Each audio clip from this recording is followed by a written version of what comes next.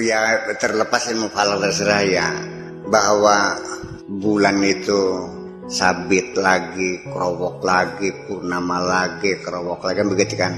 Itu adalah dari variasi ya orbit, ya kan begitu, antara matahari, bulan dan bumi.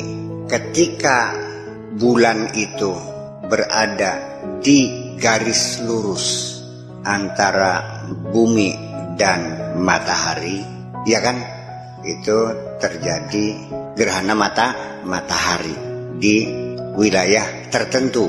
Nah, ketika bumi ini berada di garis lurus antara bulan dan matahari, maka bulan tertutup oleh bayangan bumi. Itulah yang disebut dengan gerhana bulan.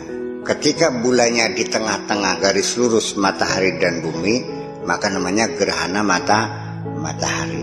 Nah, ketika bulan itu membentuk sabit adalah ketika posisi bulan itu membentuk sudut tertentu. Disitulah berapa persen permukaan bulan yang kena sinar matahari, tergantung berapa besar sudut, ya kan begitu.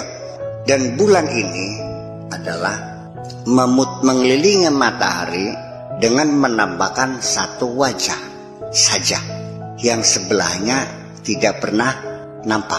Jadi bulan itu selamanya dalam mengelilingi matahari ini adalah dengan wajah yang itu juga, sebelahnya tidak. Makanya di Nitowok tuh selalu ada setiap purnama, ya, karena dia muternya begitu ya.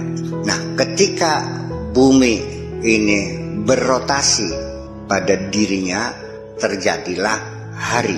Ketika bulan mengelilingi bumi, itulah namanya ukuran bulan. Nah, ketika matahari dan bulan mengelilingi matahari, itulah perhitungan tahun, ya kan begitu. Dengar baik-baik, ini tata surya kita ini terdiri dari dua. Ada bagian tata surya bagian dalam dan bagian luar.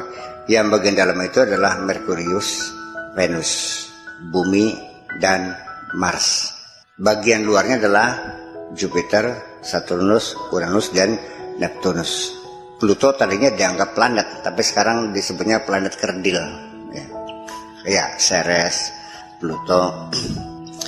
Ini masing-masing semua planet yang ada itu mengelilingi, Merkurius juga mengelilingi matahari, Venus juga mengelilingi matahari, Bumi yang dikelilingi bulan bersama bulannya mengelilingi matahari, Mars juga demikian, Jupiter dengan beratusan bulannya yang mengelilinginya memutari matahari. Yang jelas planet yang dekat dengan matahari putarannya lebih cepat daripada planet yang ada di bagian jauh sana. Dan ini adalah tata surya, adanya di lengan galaksi. Bagian kanan galaksi Milky Way.